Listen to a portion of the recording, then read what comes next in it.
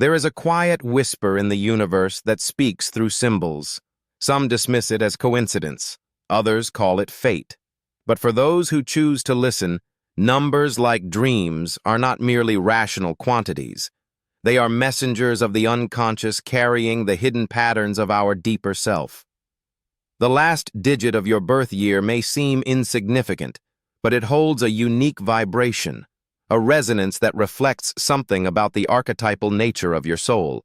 It is not about superstition or fate, it is about meaning.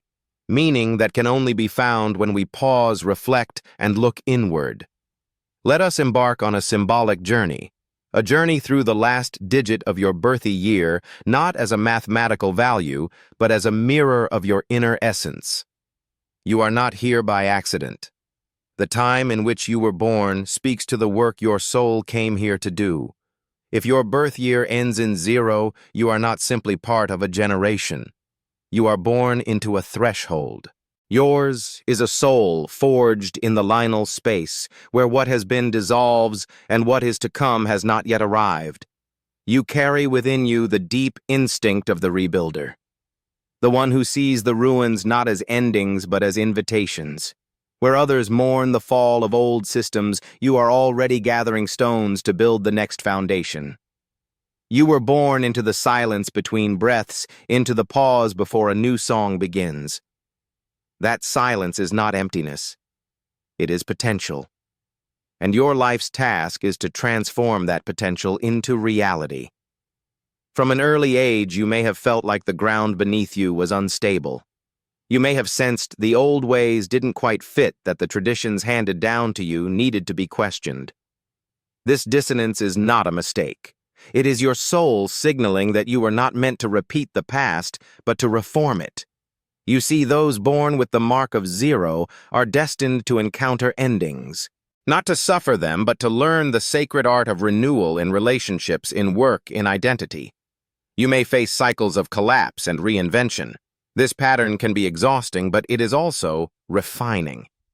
Fire does not only destroy, it purifies. When society is in flux, when values shift, when institutions crumble under the weight of their own rigidity, you do not recoil. You are strangely energized. You lean in, sensing that something new is trying to emerge. Others may panic at the thought of losing structure, but you instinctively seek to build better ones. This is why you often find yourself in movements, startups, revolutions, anything that holds the seed of a new future. You are not content with surface change. You want to go deeper, to strip away what is dead and reimagine the entire framework. That is not rebellion. It is sacred architecture. This inner work is not easy. Being a rebuilder means you are often misunderstood. You may walk through seasons where no one seems to see what you see. The old guard may call you reckless. The dreamers may find you too practical. But this loneliness is the apprenticeship of the soul. It forces you inward, where the true blueprint of your purpose is carved. In the dark you find clarity, and with that clarity comes the courage to begin again, even when everything around you has collapsed. There is a story of a woman born in 1990 who left a high-paying career in law to return to her war-torn homeland and build schools for girls. The world saw loss, a career abandoned, a future forfeited, but she saw an opening, a space where something meaningful could be planted. The world measures such acts as sacrifice, but for the rebuilder, it is fulfillment. Your soul is not fed by comfort. It is nourished by purpose. The same principle applies on a smaller scale. You might be the one in your family who finally breaks a cycle of generational trauma, the one who says, "This ends with me." Or perhaps you're the friend who holds space after tragedy, helping others piece their lives back together. Rebuilding is not always about cities or institutions. Sometimes the most sacred rebuilding happens in the quiet when no one is watching, when you repair a broken belief, when you restore a lost sense of self, when you remake your life after disappointment. You may ask, why was I given this task? Why this weight? Because your soul was strong enough to carry it. Because the world does not need more imitators. It needs creators of the new. And you, with your strange sense of timing and your refusal to settle, are here to imagine what others have not yet dared to dream. You are the bridge between destruction and creation. You are the evidence that hope is not blind faith, but the courageous act of building again even after everything has fallen apart. So if you find yourself in ruins, know this: you are not lost. You are home. Because the ashes are where your gift begins to shine. If your birth year ends in one, you carry within you the restlessness of the beginning. Not the end of a journey, but the raw, uncertain threshold where something new demands to be born. You are not here to follow a well-worn path. You are the one who shapes it. This path, however, rarely comes with a map.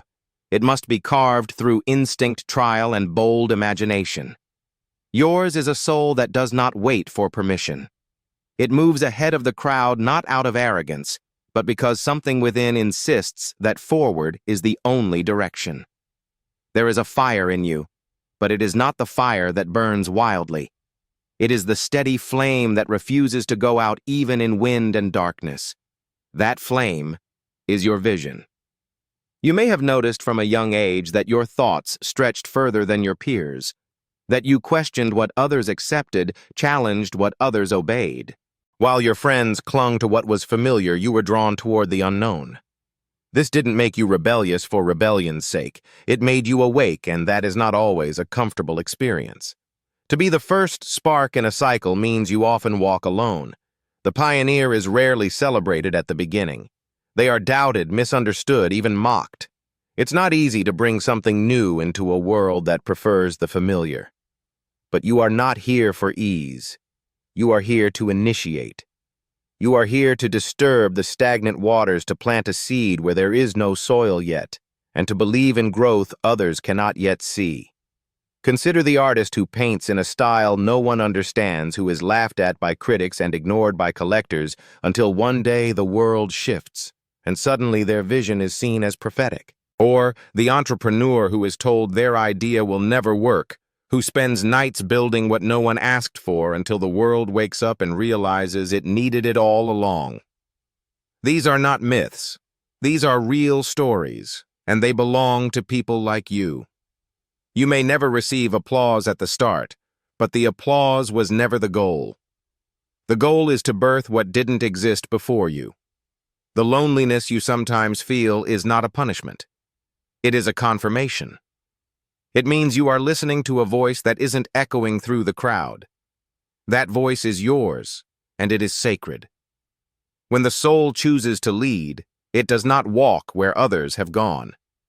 It walks ahead, listening not to external noise, but to the deeper rhythm that pulses beneath the surface of ordinary life. And yet being ahead of your time often comes with a cost. The world does not always receive pioneers with open arms. You may face doubt, dismissal, even betrayal. You may long for the comfort of being understood, but you must not give in to the temptation of shrinking yourself just to fit into a space you have already outgrown. Your discomfort is not a flaw. It is the tension of transformation. It is the space between who you were and who you are becoming. You are here to stretch boundaries not just of society, but of self. You are not only meant to innovate on the outside, but also to expand inwardly, to test your beliefs, to refine your motives, to grow into the vastness of your own potential. The pioneer's journey is as much internal as it is external. The world you are called to change first begins within you. Think of the great movements of human history. Every shift, every awakening began with one person who dared to see differently. The civil rights activist who stood alone at first. The scientist whose research was ridiculed before it revolutionized medicine. The spiritual seeker who left everything behind to follow an inner truth. These individuals did not wait for the world's permission. They simply answered the call, and in doing so, they changed everything. You may not yet see the full scope of your purpose. That is the nature of the pioneer's path. The forest is thick, the trail uncertain, but your steps matter. Even when you doubt yourself, even when you stumble, the courage to take one more step forward, that is what lights the way for those behind you. You are not just forging a future for yourself. You are expanding the possible for everyone. So if you were born with this number, walk boldly. Not because it is easy, but because it is true. You are not behind. You are not lost. You are ahead. And though it is often a lonely road, it is also a sacred one. The world may not yet understand you, but one day it will thank you.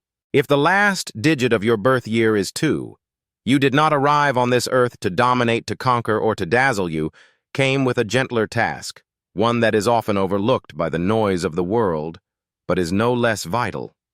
Yours is the soul of the peacemaker, the quiet thread that holds the tapestry of human connection together when it threatens to tear. You carry within you an intuitive sensitivity, a kind of inner radar that picks up on what others miss. The slight tremble in a voice, the hesitation behind a smile, the unspoken heaviness in a room. You feel these things before anyone else notices. And because you notice, you care. You lean in. You tend. You have probably been called too sensitive more than once in your life. And perhaps there were moments when you believed that label saw it as a flaw to be hidden or corrected. But your sensitivity is not a burden. It is your superpower. In a world that races to be louder, faster, and more aggressive, your ability to listen deeply and respond with care is a rare and necessary gift. You are the one who notices when someone is about to fall apart, the one who stays behind after the crowd has moved on, the one who says the exact words someone needed to hear but didn't know how to ask for. Yet make no mistake, your soul's path is not easy. Being a bridge between people means you are constantly pulled in opposing directions. You absorb others' pain, feel responsible for their peace, and often set yourself aside so that others may find balance. There may be times when you feel like you're carrying the emotional weight of an entire family, a community, even the world. And while this empathy is beautiful, it can also be exhausting. You may struggle with boundaries, giving so much that there is little left for yourself. You may wonder, who am I apart from what I offer others? This question is not a detour. It is essential because the journey of the peacemaker is not only about bringing harmony to the outside world. It is about cultivating harmony within. It is about learning that you are worthy of the same care you extend so freely, that your needs matter, that your silence deserves listening, and that your own soul needs tending too. The universe did not place you here simply to hold space for others, placed you here to fully inhabit your own. You may notice a pattern in your life, moments of inner peace, often followed by sudden eruptions of conflict. This is not a punishment or a flaw in your destiny, it is part of the design. Your soul learns through contrast. Just as a musician must know silence to understand sound, you must sometimes face disharmony to recognize the depth of true peace. It is in those moments when everything feels fragmented that your true strength is revealed. Not in controlling the outcome, but in holding the space. Not in fixing everyone, but in trusting that presence itself can heal. There is a story of a man born in 1992 who worked quietly as a hospice nurse. He never sought the spotlight, never chased applause. But each day he sat with the dying, not to offer grand wisdom, but simply to listen. In the stillness of those final hours, he became a sanctuary, a place where people could let go knowing they were not alone. He wasn't famous. His name won't appear in history books, but the peace he brought into those rooms rippled outward, touching lives he never met. That is the hidden power of the peacemaker, to shape the world not by force, but by presence. You are not here to be the loudest voice, but the clearest. Not to impress, but to understand, and in understanding, to transform. When others react, you respond. When others judge, you see. When others turn away, you remain. That is not weakness. It is extraordinary strength. To remain soft in a world that so often demands hardness is the most courageous act of all. So honor your softness. Do not numb it, dismiss it, or disguise it as something else. The world needs your sensitivity, your insight, your quiet courage. You are not here to escape conflict, but to transmute it. You are the still lake that reflects chaos until it sees its own face and softens. And in that reflection, others begin to heal. Not because you told them to, but because you showed them what peace looks like. If your birth year ends in 3, you carry the burden and the blessing of expression. Yours is the soul of the messenger, the one who is not merely born to exist, but to speak, to create, to communicate what others feel yet cannot name. You are not placed here to remain silent. Your very essence demands that you take the raw material of life, joy and suffering, wonder and fear, and translate it into something meaningful. Through language, through image, through movement, through melody, you make the invisible visible. And in doing so, you awaken what sleeps in others. This gift is not always easy to carry. Those born with the calling to express are often the ones who feel most unseen.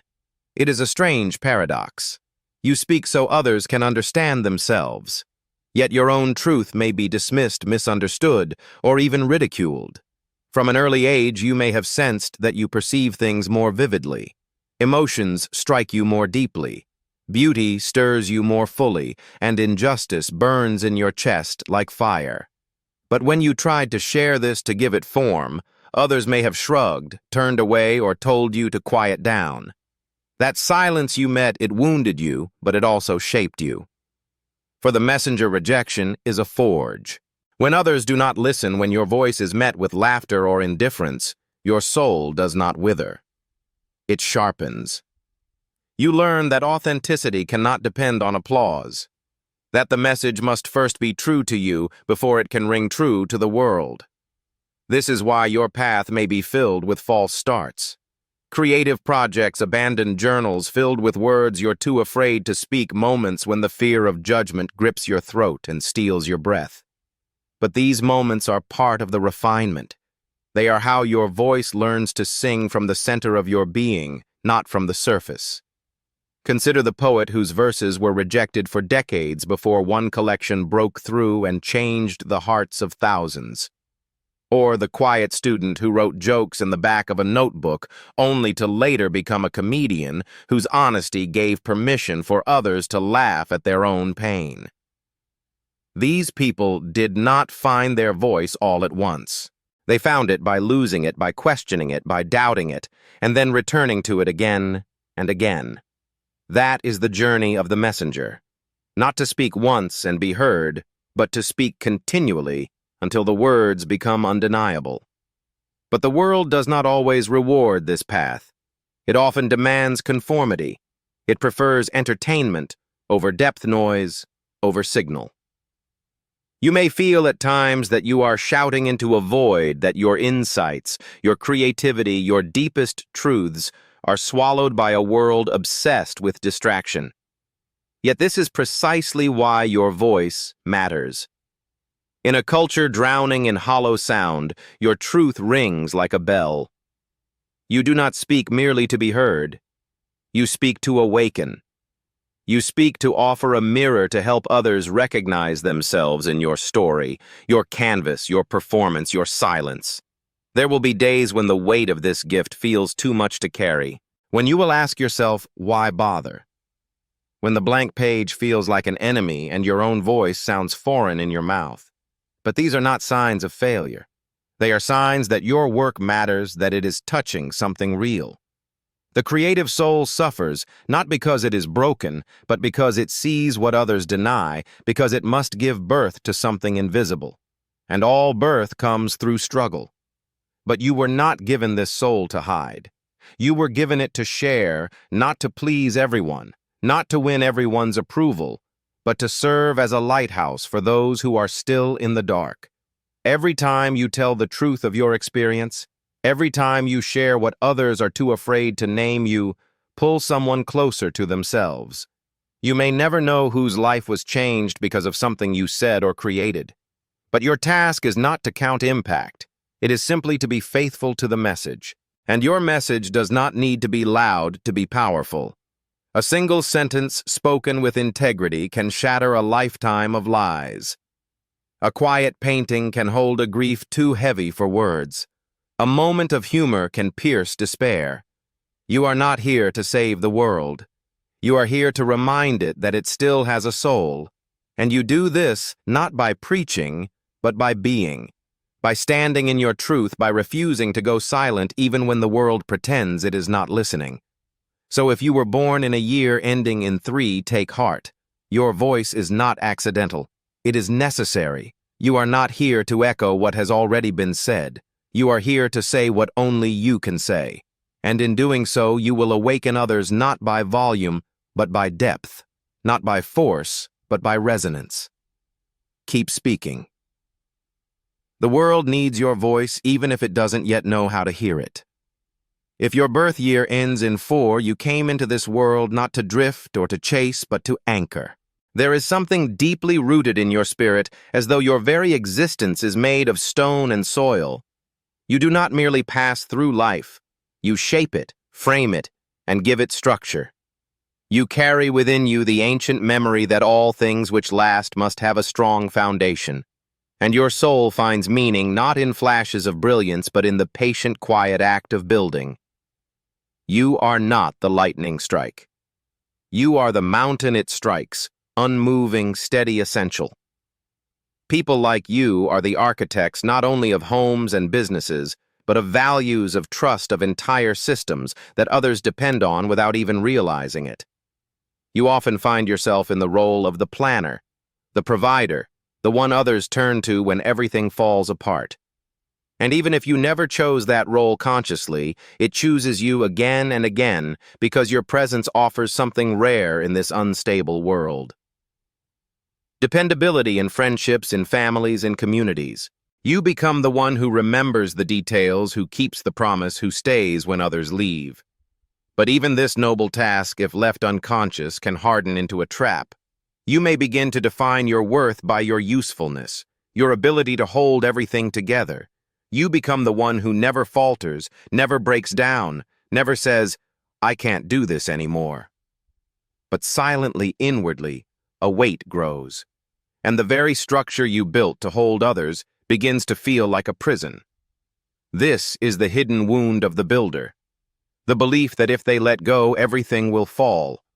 But the truth is, life must fall apart. Sometimes it is not a flaw in the design. It is how evolution works. Just as a forest burns to renew its soil, so too must old systems collapse to make way for the new. Your task is not to resist collapse at all costs, but to understand when to hold on and when to let go. There is a difference between structure and control. One offers freedom through support. The other demands obedience through fear. If you mistake one for the other, you may find yourself clinging to relationships, careers, or identities long after their time has passed. You must remember the true strength of the builder lies not in their ability to prevent change, but in their ability to rebuild after it. Resilience is not born in control. It is born in surrender, in adaptability, in trust that the foundation you've laid can bear the weight of change. There is a story of a man born in 1994 who spent 10 years building his own business from the ground up. He sacrificed sleep, relationships, even his health to make it succeed. And for a while it did. But when the economy shifted, everything he built collapsed within months. He was devastated not only by the loss of income, but by the collapse of the identity he had poured into his work. For months, he wandered in confusion, questioning who he was if he wasn't the builder anymore. But slowly, something deeper emerged. He realized that what he truly valued was not the business itself, but the impact it had on others, the stability it offered, the opportunities it created. So he began again, but this time from a place of balance, of wisdom. He no longer chased stability at the cost of his own spirit. He became stronger, not despite the collapse, but because of it. Your gift is not just your strength, it is your devotion. You do not commit lightly. When you love deeply. When you believe in something, you pour yourself into it fully. That kind of integrity is rare, but it must also be tendered. You must learn to be loyal not just to others, but to yourself, not just to ideals, but to truth. When the structures you've built no longer align with who you are becoming, it is not disloyalty to walk away. It is wisdom. You are not here merely to follow rules, but to embody a kind of quiet excellence that others can trust. to live in such a way that your life becomes a pillar, not one that others lean on without end, but one that inspires others to stand tall themselves. When others panic, you bring clarity. When others give up, you show them how to begin again. That is no small thing. That is sacred. So honor your instinct to build.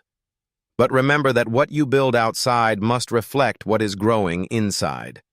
Your greatest masterpiece is not the structure you construct in the world, but the one you construct in your own soul. And that is a lifelong project, one that requires not just strength, but patience, courage, and above all, resilience.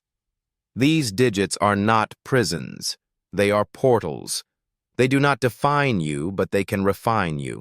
They are invitations from the unconscious to explore your soul's path. Your life is not a coincidence. You were born at a precise moment, not just into a family or culture, but into a deeper, symbolic story. Your number is not your destiny. It is your dialogue with destiny. Listen to what it whispers. Let it guide you, not bind you. Let it awaken your purpose. The numbers speak, but it is your soul that must answer. Now what will you do with what you've heard?